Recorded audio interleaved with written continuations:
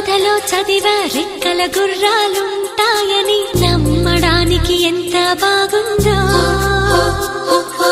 బాలమిత్ర కథలో చదివా పగడపు దీవులు ఉంటాయి.